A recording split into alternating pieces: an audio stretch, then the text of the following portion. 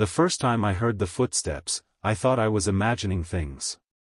It was a quiet Tuesday night, the kind of night where the whole neighborhood feels asleep. My house sat at the end of a narrow street, surrounded by tall trees that creaked whenever the wind blew. I had lived there alone for almost a year, and nothing strange had ever happened before. Until that night. I was sitting in my living room, scrolling through my phone while a movie played quietly on the TV. The clock on the wall read 11:47 p.m. Then I heard it. Step. A slow, heavy sound from the hallway.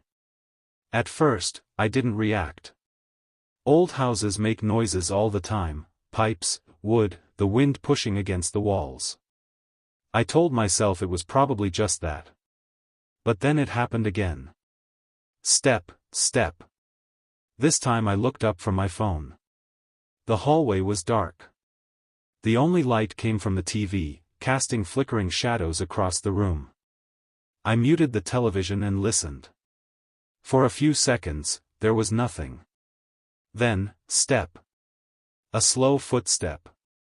Clear. Deliberate. My stomach tightened. Hello? I called out. No answer. I stood up and walked toward the hallway.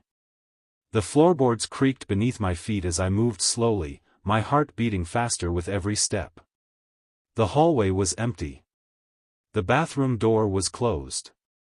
The guest room door was closed. And my bedroom door at the end of the hall was slightly open, just the way I had left it earlier. I checked every room. Nothing. No one. I laughed nervously. See? Just the house, I whispered to myself. But when I returned to the living room and sat down again, I couldn't shake the strange feeling crawling under my skin. Because the footsteps had sounded too real. Too heavy. Too human. Part 2, the second night. The next night, it happened again. This time it was earlier. I was brushing my teeth in the bathroom when I heard it. Step. I froze. Toothbrush still in my mouth, I listened carefully. Step, step. Slow footsteps walking across the living room. My heart began to race.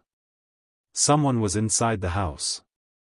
I turned off the bathroom light and quietly peeked into the hallway. Darkness. The living room light was still on, but from where I stood, I couldn't see the entire room. The footsteps stopped. The silence that followed felt heavy and suffocating. I grabbed the nearest thing I could find, a metal towel rack leaning against the wall, and slowly walked toward the living room. My hands were shaking. I turned the corner. The room was empty. Completely empty. The front door was still locked. The windows were closed. No broken glass. No signs of forced entry. Nothing. I searched the entire house again. Closets. Under the beds. Even the attic hatch in the hallway ceiling. No one was there. But the worst part wasn't that. The worst part was realizing something terrifying. The footsteps I heard didn't sound like someone entering the house. They sounded like someone who was already inside. Part 3, the camera. By the third night, I was officially scared. I barely slept. Every small sound made me sit up in bed and listen. Finally, I decided to do something. The next day after work, I went to the store and bought a small security camera. Nothing fancy, just something that could record the living room overnight. If someone was breaking into my house, I would catch them. If it was just the house making noises, at least I could prove it to myself. That night, I set the camera on a shelf facing the living room and hallway. Then I went to bed. For a long time, nothing happened. The house was silent. The digital clock beside my bed slowly changed numbers. 12:14 a.m. 12:37 a.m. 1:02 a.m. Just as I was starting to fall asleep. Step. My eyes snapped open. The sound came from the hallway.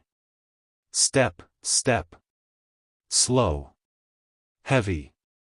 Moving across the living room. My breathing became shallow.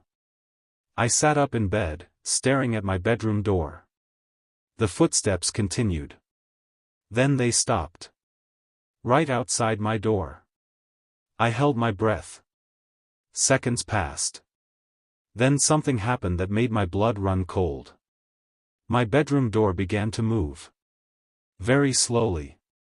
The handle turned, the handle of my bedroom door slowly turned. I stared at it, frozen in my bed.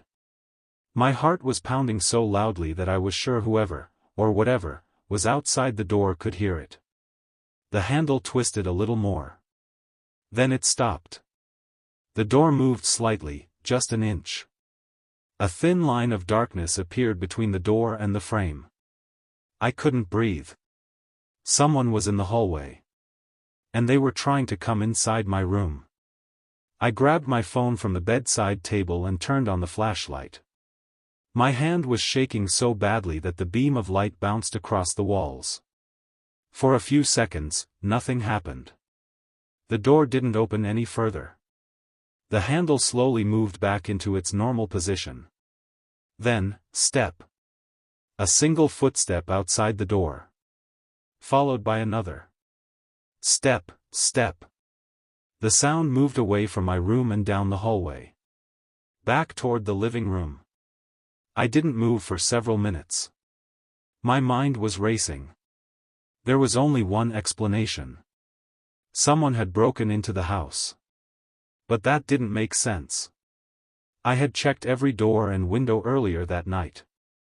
Everything had been locked. Finally, I forced myself out of bed. I grabbed the baseball bat I kept in the closet and slowly walked toward the door. My hand hesitated on the handle. Then I pulled it open. The hallway was empty. Completely silent. The living room light was still on, casting a pale glow across the floor. And that's when I remembered something. The camera. I had placed the security camera in the living room earlier that evening. If someone had been walking around the house, the camera would have recorded it. Suddenly, I felt a small sense of relief. Finally, I would know the truth. I walked slowly down the hallway and into the living room. Everything looked normal. The front door was still locked. The windows were still closed. The camera sat on the shelf exactly where I had placed it. No signs of anyone being there. But I knew what I had heard. Those footsteps had been real.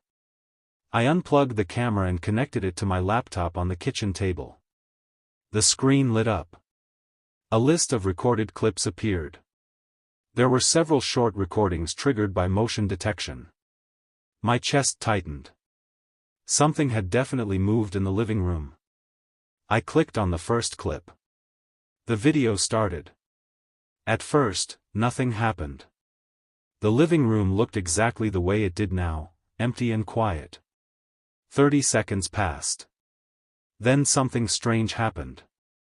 The camera audio picked up a sound. Step. A clear footstep. My stomach dropped. Another step echoed through the speakers. But on the video, there was no one there. The living room was completely empty. I leaned closer to the screen. The footsteps continued. Step, step, step. Slowly crossing the living room. Exactly the same sounds I had heard earlier. But the camera showed nothing. No movement. No shadow. No person. Just an empty room. I felt a chill run down my spine. Then the footsteps stopped. Right in front of the hallway. The place where my bedroom was. The video kept playing. For several seconds, there was only silence. Then something appeared. Not a person. Not a shadow. But the camera suddenly glitched. The screen flickered. The image distorted for a split second. And when the video returned to normal, the hallway light turned off. All by itself. I sat there staring at the screen. My hands had gone cold. Because I remembered something clearly. Before going to bed that night, I had never turned the hallway light off. Something inside my house had. And whatever it was, the camera couldn't see it. That I watched the video 3 more times. Every single time, the same thing happened. The footsteps echoed through the living room, but the room was completely empty. No shadow. No movement. No person. Just the sound of someone walking across my floor. My hands felt cold as I closed the laptop. "This isn't possible," I whispered. Maybe the camera was broken. Maybe the audio had recorded something from outside. Maybe my mind was playing tricks on me. But deep down, I knew the truth. The footsteps I heard were the same footsteps recorded in the video. And they were coming from inside my house. I looked around the kitchen.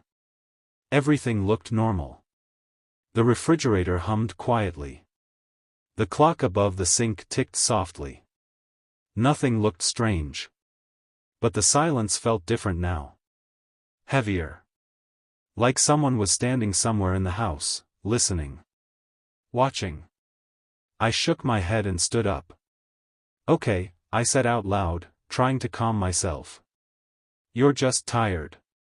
It had been a long day. Maybe I was overthinking everything. Still, something inside me refused to relax. So I decided to check the house one more time. Searching the house, I grabbed the baseball bat again and walked slowly into the hallway. The hallway light was still off. The same light that had mysteriously switched off in the video. I flipped the switch. The bulb flickered before finally lighting up. The hallway looked normal. Bathroom door. Guest room. My bedroom. All exactly the way they should be. But I still checked every room again. The bathroom was empty. The guest room was empty. My bedroom was exactly the way I left it. Finally, I stood in the hallway and looked up. The attic hatch. A small square door in the ceiling. I had never opened it before. The previous owner told me the attic was mostly empty storage space and nothing important was up there. Still. For some reason, the sight of that hatch made my stomach tighten. What if someone is hiding up there? I thought. The idea sounded ridiculous. But after what I had just seen on the camera, nothing felt impossible anymore. I dragged a chair from the kitchen and placed it under the hatch. My heart started beating faster. Slowly, I climbed onto the chair and pushed the hatch upward.